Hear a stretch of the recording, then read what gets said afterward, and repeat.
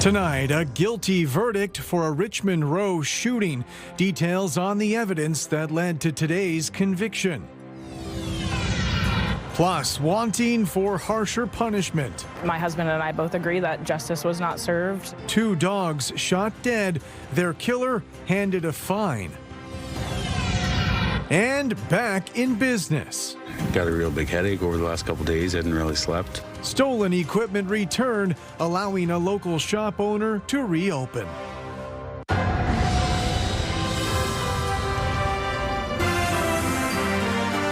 CTV News with Carlyle Fiset.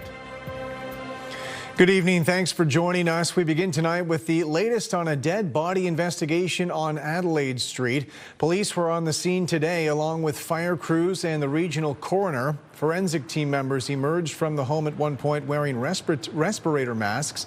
Police say a body was found in the home Tuesday night. They also say the home had been unoccupied at the time and power to the property had been disconnected. According to police, the Major Crimes Unit is in charge of the investigation and they have not released the identity of the person found dead. A Brampton man was convicted today in a London courtroom for aggravated assault related to a Richmond Row shooting from 2 years ago. With more on the case, here's Rita Ismail. Inside a London courtroom, Justice Leach found 33-year-old Ramon Bowen of Brampton guilty of 3 charges, including aggravated assault. The court heard on August 17, 2023, Bowen shot Londoner 27-year-old Andrew Kanoon 8 times in a Richmond Row parking lot after an altercation between 2 groups of people in which one of Kanoon's friends was robbed of his gold chain. Kanoon sustained serious but non-life-threatening injuries and spent over a month in hospital. Police also arrested Jerome Wolcott of London with robbery and theft from a person with violence. Video surveillance and cell phone data obtained from the scene entered into evidence during the trial ultimately placed Bowen and Wolcott at the shooting scene. As she handed down her verdict, Justice Leach said, "I am satisfied beyond a reasonable doubt that Mr. Bowen is the shooter seen in the video and that Mr. Bowen shot Mr. Kanoon." Bowen was initially facing a charge of attempted murder, but it was changed to aggravated assault because intent could not be proven. A sentencing hearing for Bowen is scheduled for April 2nd. Rita Ismail, CTV News. A bail hearing was held today for one of the 4 suspects accused in the Chesham Place weapons investigation. 26-year-old Zekun Wang was in the prisoner's box as lawyers argued whether he should get bail. Mandarin interpreters were on hand for the proceedings, and a publication ban has been imposed on any evidence heard during the hearing. Wang and 3 others face a rash of weapons-related charges after police searched a home on Chesham Place last month. A decision on bail was not expected today.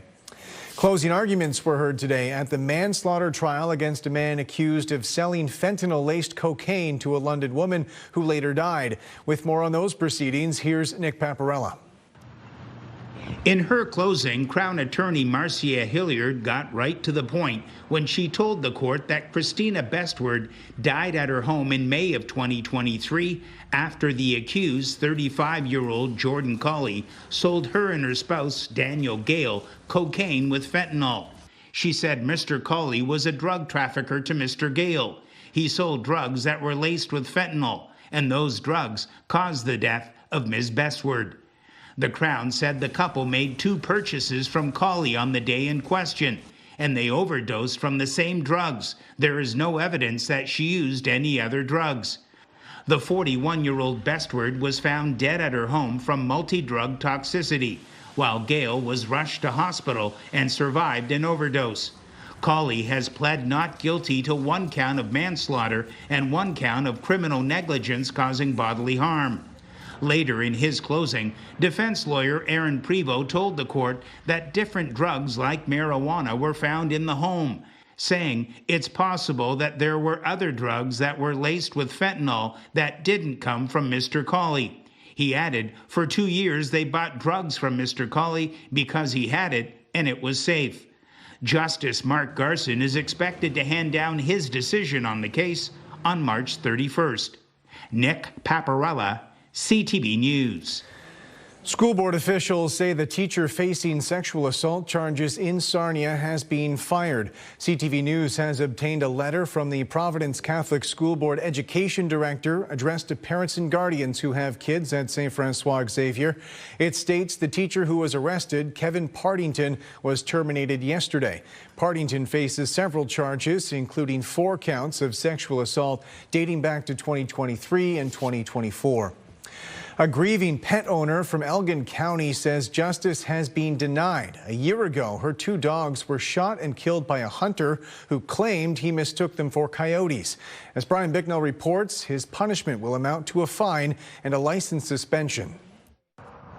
It was a day much like this 1 year ago. Caitlin Strong lost her beloved German Shepherds, Hank and Mary Jane. But it's how she lost them that she still can't get over. Unimaginable, to say the least. Like half my family died that day. On February 8th of 2025, the pet dogs were playing in the fields on Strong and her husband's 5-acre property near Belmont. She heard gunfire, then went looking for her pets, only to find blood splattered in the snow. My husband and I both agree that justice was not served. She didn't know at the time, but the dogs had been shot and killed, mistaken for coyotes. This week, a 27-year-old hunter from Aylmer was handed a $3,000 fine and had his hunting license suspended for 1 year. This after pleading guilty to 2 charges stemming from the incident. An investigation found that the hunter had been out with a group, but he was alone when he fired the deadly shots. He collected the dogs' bodies from the field and took them home. He reported the incident to the MNR 2 days later. Almost the worst part of it, that we had to wait those 2 days, not really knowing if our dogs had been dumped in a ditch somewhere or bleeding out somewhere. Like we were actively searching for them for the entire 2 days, and they were sitting dead in his garage. Strong says she supports hunting. She just wants the laws to be followed. Myself and a lot of the people from the community that I've spoken to, they agree that hunting is fine, but we just want some kind of law and order and deterrent from breaking that law and order. Yeah. And that's not, unfortunately, what we've accomplished here. In Elgin County, Brian Bicknell, CTV News. We are live on location tonight at RBC Place. Tonight is a very special night. It's the 34th annual Night of Heroes fashion show and silent auction in support of Community Living London. We're joined by Michelle Palmer, the executive director. Michelle, this is a very important night for our community. Tell us about tonight's event. Okay, so tonight's event is bringing people in the community who we recognize as heroes, as well as the people we provide supports to who are also heroes. And they do a fashion show, and it's probably the most entertaining fashion show you'll ever see. It's quite the excited night. We're expecting about 800 people here, and the room's just starting to fill up now. This is one of the most important events for the organization throughout the year. It's your biggest fundraiser. What does tonight's money go to support? So tonight's money goes towards anything that isn't funded through our government funding. So that can be vehicles, accessible vans, which are very, very important to the people we support to build access to their community.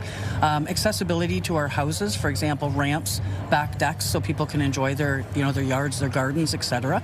And also different things that people want to appreciate and enjoy. For example, a music program. People who want to learn how to play instruments who've never done it before. So we need to buy the instruments so they can practice on, etc. Because the people we support wouldn't be able to afford to purchase stuff like that for themselves.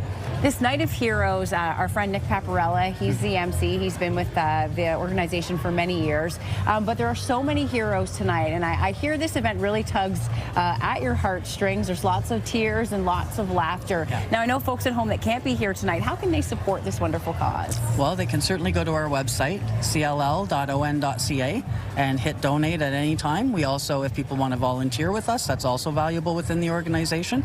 And quite frankly, if you're listening right now, we still have a few tickets available. Show on up. All right, and there's also a silent auction that people can check out those items online at home right now. That's right. That's right. And so again, go to our website, click on Night of Heroes, and it'll bring you to a link for our silent auction. It's a great silent auction. Over 120 items. Wow, that's fantastic. Well, thank you so much for joining us. I'm excited to see some of these models walk down the runway. I hear it's quite the show. Everybody has a moment, Julie. Everybody will have a moment. I love that. Thank you so much. All right, we have a nice night out there tonight after a gorgeous day today. Skies are mainly clear. Temperature in the city holding at -3. Bit of a wind chill north of us from -10 to -12. We have flurries towards the Bruce Peninsula as we head into tomorrow. Light snowfall, as you can see, as we push in through the overnight. We will see light winds across the region and temperatures dropping off just a bit, but we are in for an absolute fantastic Friday. So the temperature will drop down to -8 by midnight. Winds continuing out of the south, and they'll be fairly light. Coming up, I'll take you through the extended forecast. We'll look ahead to the weekend and some mild temperatures. Michelle and I are going to have a wonderful evening, and things are getting busy down here. People are really starting to filter into RBC Place. Wait till you see the forecast as well. Lots coming up. I'll have all of that live on location from RBC Place. Back to you. Thanks very much, Julie. After years of discussions, municipal officials in central Elgin say site work could begin later this year, transforming the former St. Thomas Psychiatric Hospital grounds. As Sean Irvin reports, it's a project that could create thousands of new homes. It contains football fields upon football fields of potential development space. The area immediately surrounding the former St. Thomas Psychiatric Hospital is just one portion of a massive space slated for development over the next 30 to 40 years.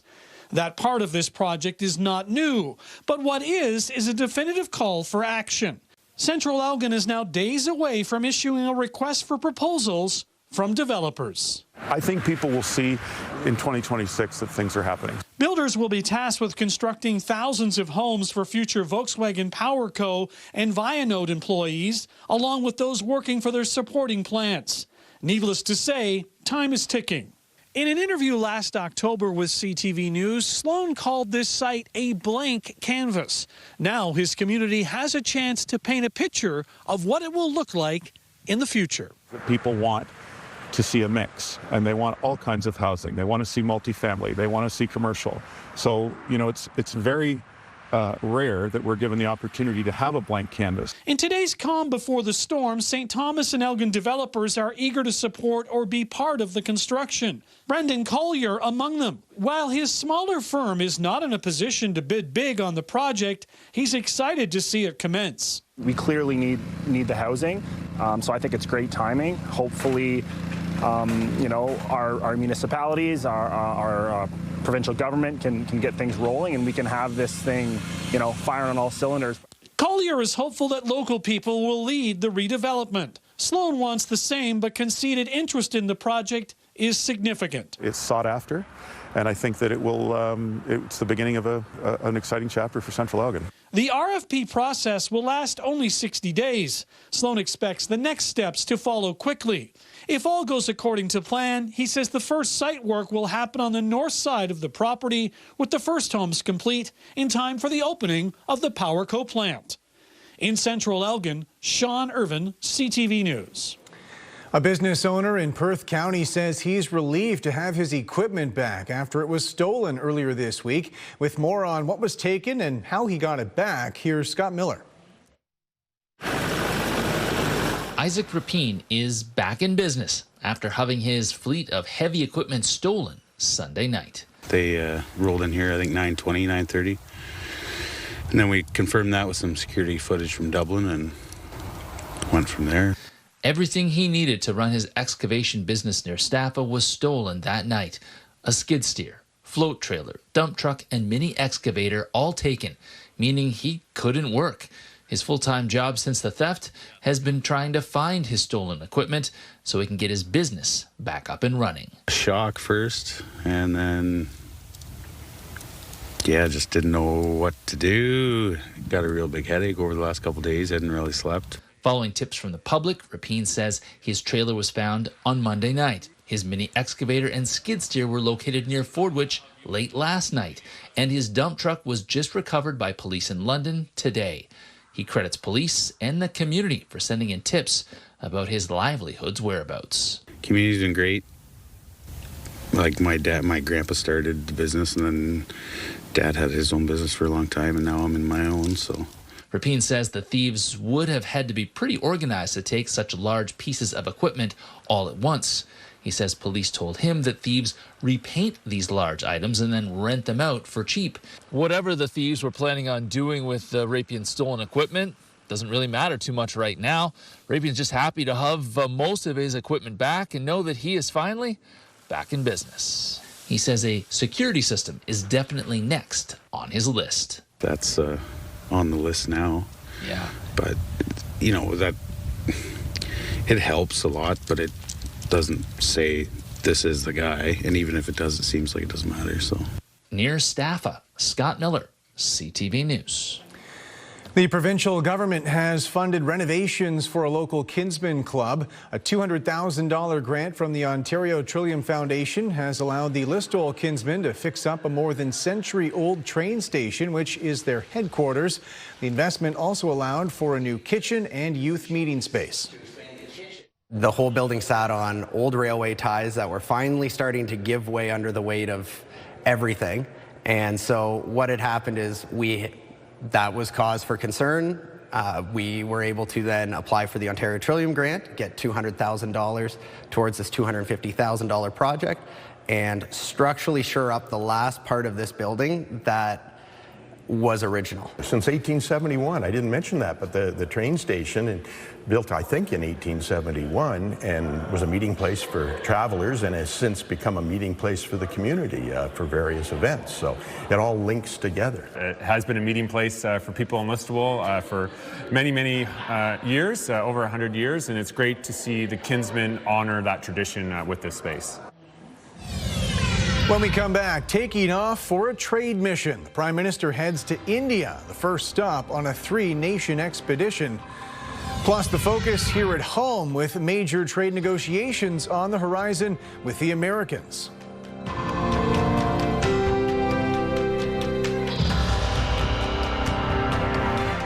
Download the CTV News app and stay on top of local stories as they unfold. We begin tonight with Ontario's Customize your feed and watch live wherever you are. CTVLondon.ca, your home for news. Welcome back. The Prime Minister is on his way to India, beginning a 9-day trade mission. He'll also make stops in Australia and Japan. With more on Canada's goals as Mark Carney takes off, here's Abigail Beeman. In a significant shift, a Canadian government official told reporters Canada does not believe the Indian government is engaged in the same kind of activity the RCMP and the former Prime Minister accused them of. The RCMP and Justin Trudeau said there was evidence the Indian government was involved in violence on Canadian soil, while a CSIS report called India one of the main perpetrators of foreign interference and espionage. 4 Indian nationals are accused in the murder of Canadian Sikh activist Hardeep Singh Nijjar. That case is currently before the BC Supreme Court. At a briefing, a Canadian official suggested those kinds of activities are no longer happening, stressing productive conversations with the Indian government now and saying twice they didn't believe this trip would go ahead if those activities were still taking place. While some in Canada's Sikh community strongly reject the claim, saying the danger is still a reality, the World Sikh Organization of Canada says more than a dozen community members live under a credible threat. Now, overall, this is a major Indo-Pacific trip with the aim to diversify trade away from the United States. Canada and India have committed to a broad trade deal. While that won't be finalized on this trip, government officials say it will be formally launched. We can also expect Carney and India's Prime Minister to sign a number of smaller agreements known as MOUs or Memorandums of Understanding. CTV News has learned there are expected to be letters of intent as well as MOUs signed on defense, critical minerals and clean energy, as well as something expected to be announced around pulses and uranium. Canada and India have been in talks over a reported $4 billion 10-year uranium deal. Pulses and uranium, both very important in Saskatchewan. And Premier Scott Moe is one of 2 premiers joining on the trip, along with New Brunswick's Susan Holt. Some analysts say big picture this trip is about Carney putting his Davos speech into action. He's taking that message of middle powers coming together to deal with the disruptions that we're facing, given what the great powers, U.S. and China, are doing, to the region that's actually the most consequential to Canada's future economic prosperity and security. This will be Mark Carney's first trip to India, Australia, and Japan as Prime Minister. Abigail Beeman, CTV News, Ottawa. Dueling speeches today from two key figures in Canadian politics. The Conservative leader shared his vision for Canada-U.S. relations, while our leading trade negotiator provided the federal government's perspective on tariffs. With more on the takeaways, here's Mike Lucatour. What President Trump says about Canada is wrong. It's the strongest language Pierre Poilievre has used against the U.S. president to date. In a speech to the Economic Club of Canada, the Conservative leader laid out how he would deal with the American administration if he was leading Canada. He also took a shot at Prime Minister Carney's assessment of the global trading system. We should not declare a permanent rupture with our biggest customer and closest neighbor in favor of a strategic partnership for a new world order with Beijing. Poilievre told the Bay Street crowd he wants to negotiate a new tariff-free auto pact with the U.S., an end to sectoral tariffs, the revival of the Keystone XL pipeline, and a full exemption from Buy American provisions. He also proposed an all-party CUSMA working group of parliamentarians to help the government in the review of the trilateral trade agreement. I think that Canadians are expecting on this an existential issue for many Canadians, a signal from the opposition leader that he has some solutions. While Poilievre was offering his remedies for the issues with our ally, the minister responsible for trade with the U.S. was giving his own update on negotiations and setting expectations for hard-hit industries like steel, aluminum, lumber, and autos. But those will be bilateral arrangements. Sort of adjacent to would be the bureaucratic phrase, the trilateral trade agreement. Now, President Trump has openly spoken about walking away from CUSMA completely. However, some trade experts warn replacing it with bilateral agreements could be difficult. Particularly given the ways in which some of the key sectors in question in the agreement are so integrated between the three that it would be very challenging to divvy up into separate understandings. While Poilievre has proposed a cross-partisan team to help renegotiate CUSMA, it's unclear if the government will accept that help. Meantime, Minister LeBlanc confirms he will be meeting with U.S. Trade Representative Jamieson Greer in D.C. next week. Mike Lucatour, CTV News, Ottawa. An auditor's report shows the cost of a bed inside London's homeless hubs far exceeds the cost of staying inside an emergency shelter. However, as Daryl Newcomb reports, with a long-term funding decision on the horizon, there might be more to the story. I just want to be able to have data to support better decision-making. Councillor Susan Stevenson disappointed in the amount of comparative data in an update to the value for money audit of London's 2 homeless hubs. Stevenson referred to the audit's determination that a cost to operate an emergency shelter bed is $120 per day. At LOSA's Indigenous-led hub costs $207 a day, and the youth hub operated by YOU $363 a day. I want to be able to tell taxpayers that it's good to continue doing this, to renew contracts at $11,000 a month per bed instead of $2,000 to $4,000 a month for shelter bed. I think that represents a fundamental misunderstanding about the types of people we're serving, right? In traditional shelter, there's no supports. Mayor Josh Morgan points to the same audit report as Stevenson. It explains the higher cost for hub beds is, quote, due to the hubs having a higher relative staffing intensity, clinical and cultural programming, security, and on-site case management focused on stabilizing people and actively progressing them into housing. They take people who have the highest impacts on the streets, downtown, Old East Village, Midtown.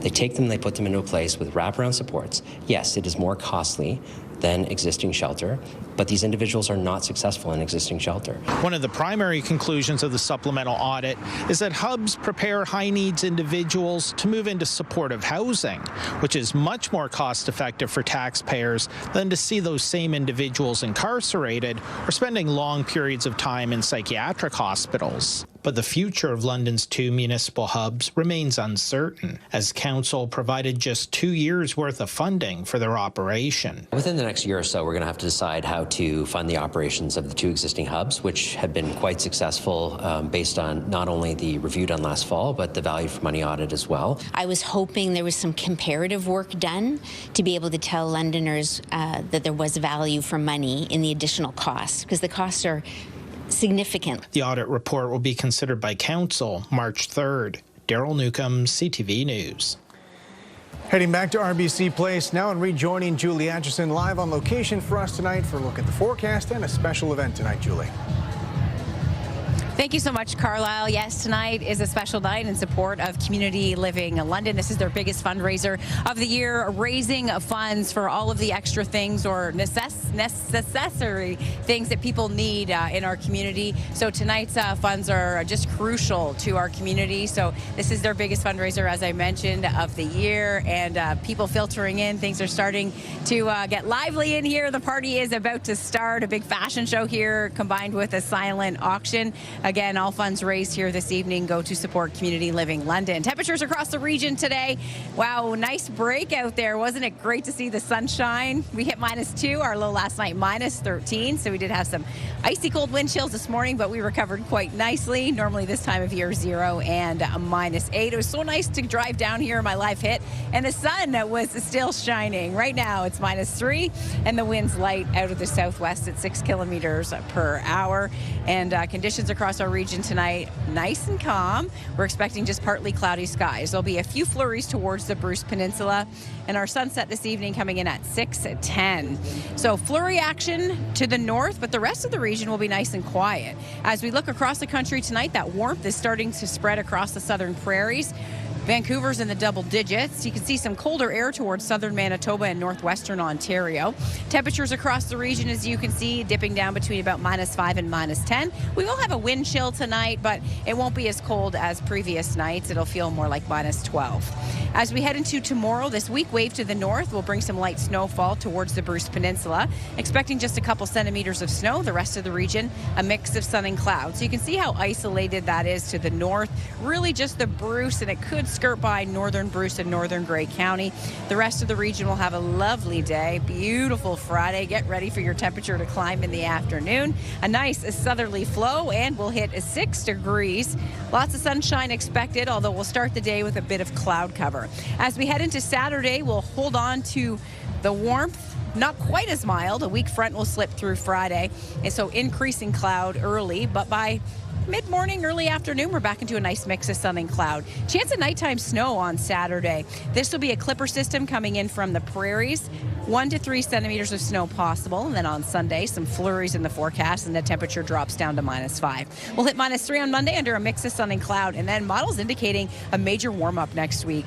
Wednesday into Thursday, we're heading into the first full week of March with showers in the forecast and temperatures hitting anywhere from 6 to 8 degrees. So we do have some flurries in the forecast through Grey Bruce County tonight. The high tomorrow, 4 degrees, and some flurries lingering. And then at the freezing mark on Saturday, with snow moving in Saturday night. Again, generally just trace amounts with this clipper, but it will bring a blast of cold, which will lead to some lake effect snow on Sunday.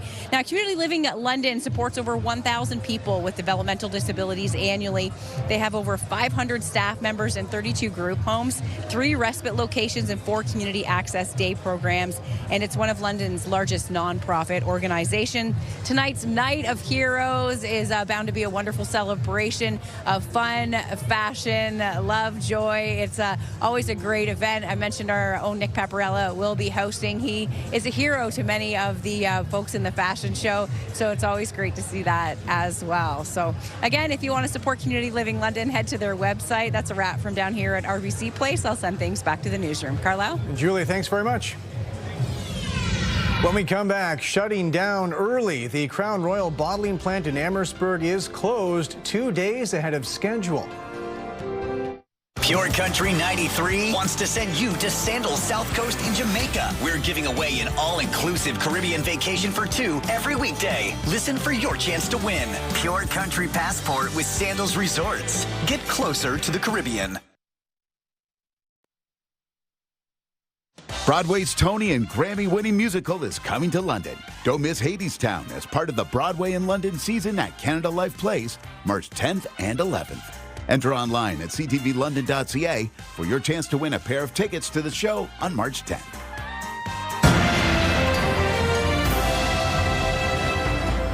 The Crown Royal bottling plant in Amherstburg has closed 2 days earlier than expected. As Bob Belichico reports, that's left employees looking for answers. The doors at Diageo are now closed for good, and even though workers saw the writing on the wall, the finality still hurts. One worker says that what stings is the lack of a proper send-off after years on the job. And the frustration extends to Town Hall, where Amherstburg Mayor Michael Prue feels burned by the provincial government. Wednesday, and they said at 1:30, you guys are done and you don't have to come back ever again. It was, you could really see it hit people. Being told not to return to work 2 days before the plant was scheduled to close is not what Doug Benecritis and his fellow co-workers expected.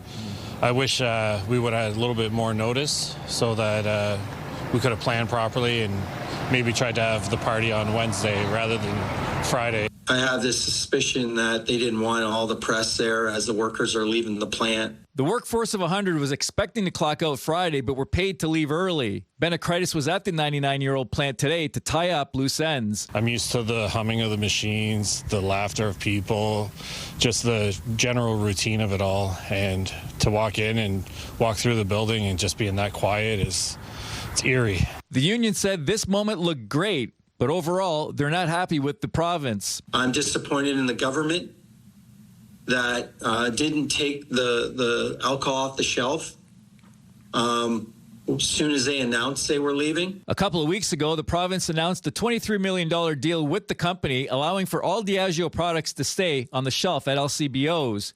Amherstburg would get $1 million of that for economic development and community projects. If I didn't do anything, they'd get this, zero. I fought like hell, and we're getting $23 million off Diageo. That would have never, ever happened. That's a little solace to Mayor Michael Prue. The overwhelming bulk of the money goes to 3 other sites, one in Eastern Ontario, 2 in Toronto, to bottle booze. So that's not helping anybody here. The deal also calls for $5 million to be used in Ontario-based marketing and promotion, with some of that being used for the FIFA World Cup. It burns me because we have 160 people who have lost their job. Some have gone elsewhere already, but some haven't found another job. And yesterday was very traumatic for them. Our concern is for those jobs. We're going to make sure that we put it at the top of the list on our economic development strategy to attract companies down there to open up and be very supportive of the community. For now, Benecritis and others look forward to gathering one last time as a group at a venue here in Amherstburg Friday for closure their way before leaning on the union to help them transition into the next chapter of their lives. In Amherstburg, Bob Belichico, CTV News. New Stats Canada figures show employment numbers declining. The report was released today showing payroll employment fell by 0.2% in December. However, job vacancies increased on a month-to-month basis to the highest level of vacancies since last March. Leaders with an international economic group are criticizing the federal government for delaying new parliamentary budget officer appointments. The Organization for Economic Cooperation and Development ranks Canada first among OECD countries for PBO contributions to fiscal accountability. However, the report recommends strengthening the appointment process. The interim 6-month term ends next week with no replacement named. If no budget officer is in place when that term expires, fiscal analysis cannot be published. The Parliament Budget Officer is appointed for 7-year terms pending parliamentary approval. Canada's main stock index was up today on strength in the industrial and energy sectors. The TSX gained 375 points. In New York, the Dow added 17. The Nasdaq dropped 274. The Canadian dollar is down just 1/100 of a cent today. On commodity markets, gold fell $32 an ounce. Oil lost 21 cents a barrel. Later on CTV News, a surprise celebrity sighting, how Burt Reynolds ended up in an old family photo collection in BC. Welcome back. St. Thomas police say they've laid numerous charges against a 22-year-old man after a heavily armed response to an apartment building yesterday. Police say the suspect caused significant damage to a North End residence, pointing a gun at the occupant and assaulting them.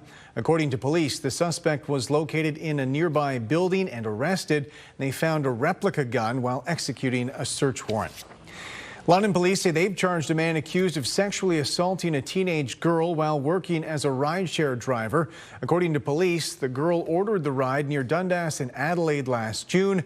Police say the driver took her to a parking lot near Commissioners and Deveron and assaulted her.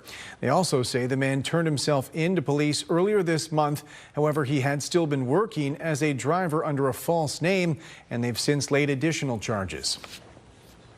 Durham police say they're investigating a house explosion in Oshawa from the weekend. Police say they were called Saturday night for multiple reports of an explosion. They say a home was engulfed in flames when they arrived, which fire crews eventually were able to put out, and no injuries have been reported.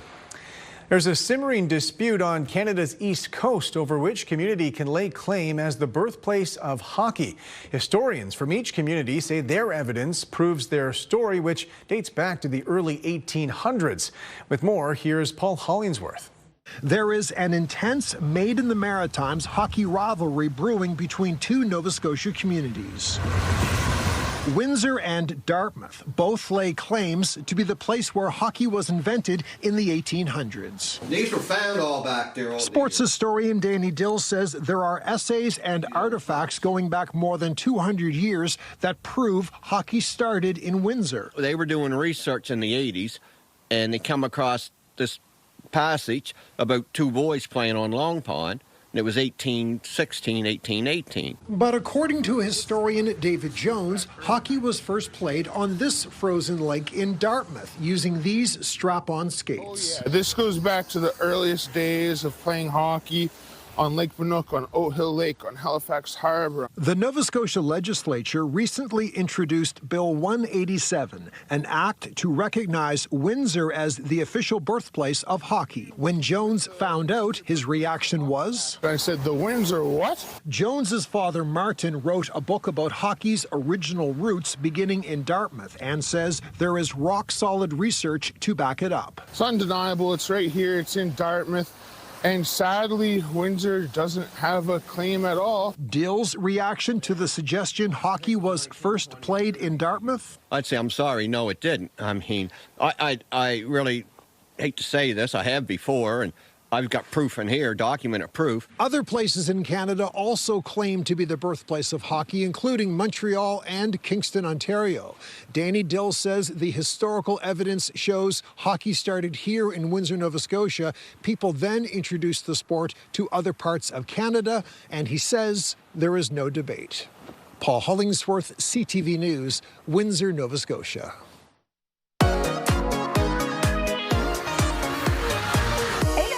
We are getting ready for the weekend, and we're joined by KP from Mornings on Virgin. KP, this weekend we're kicking it off, of course, a Knights game.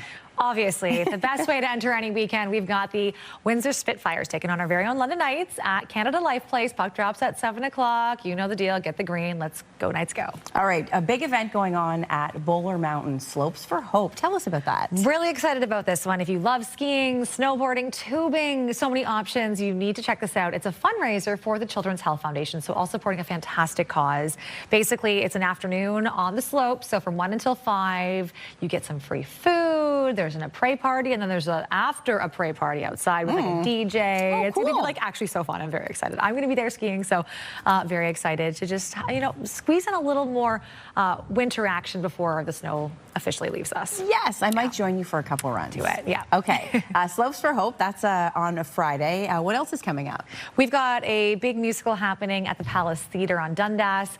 This is called Urinetown, the musical, but like Urine Town. It's interesting. This is apparently a Broadway musical. Okay. It's quirky, it's offbeat, it's interesting. So basically it's in a world where you have to pay to pee. So there's a rebellion, and it's just silly, it's satirical. It looks like a lot of fun. Okay, Fanshawe College is having a fundraiser. Tell us about that. Yes, this is at Forwell Hall Saturday night. Tickets are only $10 for students, by the way, and $20 for general public, but they have a ton of different bands. It's a fundraiser for the United Way. Oh, nice. So it's on all evening. Doors are at 7. It goes right until 11 o'clock. So go listen to some good live music and have some drinks and have a great night. All right. right, this is a busy weekend. I know, so much to get to. 100 Kellogg has some sort of seafood festival? Yes, it's the 3rd annual seafood festival, so pretty much exactly what it sounds like. They've got good eats, they've got good music, good cocktails, and again, all surrounding seafood and things that go with seafood, so it's going to be very delicious. All right, and there's a comedian this weekend, Lewis Black. Lewis Black, he's at Centennial Hall Saturday night, so make sure you grab your tickets for that. They are still available, and it's going to be a whole lot of fun. He is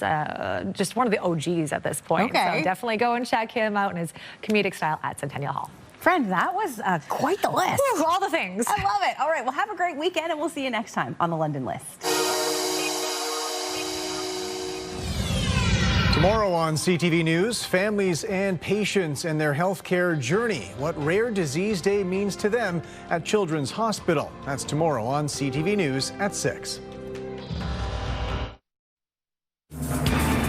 Our photo of the day taken at the Short Hills Provincial Park in Pelham. Thank you so much, Kurt, for sending this one in. A wind chill feeling like -14 overnight. Some sunshine for your Friday and warming up. Spring-like temperatures across southern Ontario will hit 6 degrees in the Forest City. Increasing cloud cover Saturday night with a chance of snow moving in, and cold weather returns on Sunday. The Canadian government has signed a new defense deal with South Korea. As strategic partners, Canada and the Republic of Korea will continue to work together and to promote regional stability, reinforcing a free, open, and secure Indo-Pacific region. The deal relates to exchanging and protecting classified military and defense information. Canadian authorities have described the deal as a way to improve collaboration. The two countries previously signed a memorandum of understanding in January on the need for economic and industrial cooperation. Renewed talks are underway in Switzerland between U.S. and Iranian officials over Iran's nuclear program. The talks are taking place at the Omani ambassador's residence near Geneva in the midst of a substantial U.S. military buildup in the Middle East. The two countries renewed negotiations this month, an effort to break a decades-long impasse over Iran's nuclear program. Canadian Paralympians are on their way to Italy. 50 athletes will compete at the 2026 Winter Paralympic Games, 19 of whom are making their Paralympic debuts. Canadians will compete in each sport, which includes alpine skiing, sledge hockey, snowboarding, and wheelchair curling. The Games officially begin March 6th, and they run until the 15th. The head of the World Economic Forum has stepped down following an independent review into his links to convicted sex offender Jeffrey Epstein. Borge Brende resigned earlier today, having served as head of the forum for more than 8 years. A review was ordered after the Epstein files were released. Brende acknowledged he had dined with Epstein 3 times between 2018 and 2019, but claimed he knew nothing of Epstein's criminal activities. Officials with the World Economic Forum say the review shows no additional concerns beyond what was previously disclosed. London's top stories. We have breaking news tonight out of Ottawa. The latest on the breaking news alerts. I'm tracking an area of severe weather. It'll start. And watch live. A development now to a story from City Hall we brought you. Download the CTV News app.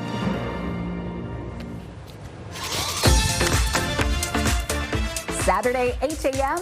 right here on CTV London. It's Weekend Spotlight. I'm your host, Sherry Flick. I hope you'll join us for a great show. We have BGC London, formerly Boys and Girls Club of London, joining us. We'll find out about the story behind Bethany's Hope Foundation.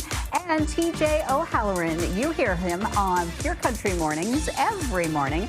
We are going to put him in the hot seat. He's a new dad. We'll find out about that and life outside of the studio. Saturday, 8 a.m. See you then. Welcome back. Finally tonight, a photographer in BC who has followed in her late father's footsteps. And she says while going through a box of his old negatives, she actually discovered a surprising celebrity connection. Adam Sawatsky reports. When she started working as a photographer, no idea that it would come this far. Susan Swindells was dismissive of digital. It's like, oh, digital can never be as good as film. And never expected to find an envelope full of noteworthy negatives in her father's old files. That's in my dad's writing, Burt Reynolds. What have we got? Turns out they were taken at a wedding. Burt Reynolds and Victoria in a wedding? Like, can't be right? But after Susan developed them, she saw her dad's writing wasn't wrong. Burt was the best man. Took the pictures and had no idea who he was until later. Her dad, Roy Swindells, ran Just Right Photos when these pictures were taken back in 1962, a decade before Deliverance turned Burt Reynolds into a star. So he was just treating him like the best man and having him carry camera equipment or whatever. So Susan went searching for answers online and discovered Burt was best friends with the groom who'd fallen in love with a woman from Victoria, and the actor later cast his BC buddy in small parts in major movies like Smokey and the Bandit. What do you do besides drive fast? Have fun. When I was telling people, some people go, "Who's Burt Reynolds?" You know, my younger co-workers for sure had to look it up. Well, Burt's fame, since becoming one of the biggest stars in the 70s and 80s, may have faded. Susan says her love and admiration for the man who took the pictures endures. I mean, my dad's been gone for 20 years now and brings it back to life. So, no matter whether you're taking photos with film or doing it digitally, all my pictures now are done on the phone. Capturing a celebrity is certainly superficially satisfying. Just kind of fun to reminisce about. But it's preserving the memories we make with family and friends, Susan has learned, that prove to be the most meaningful. Something that can be a shared thing, and looking at pictures. I love it. Adam Sawatsky, CTV News, Langley. And that's it for us. Thanks for watching. For your latest local headlines, you can always head to our website. I'm back tonight with your late news at 11. Bye for now.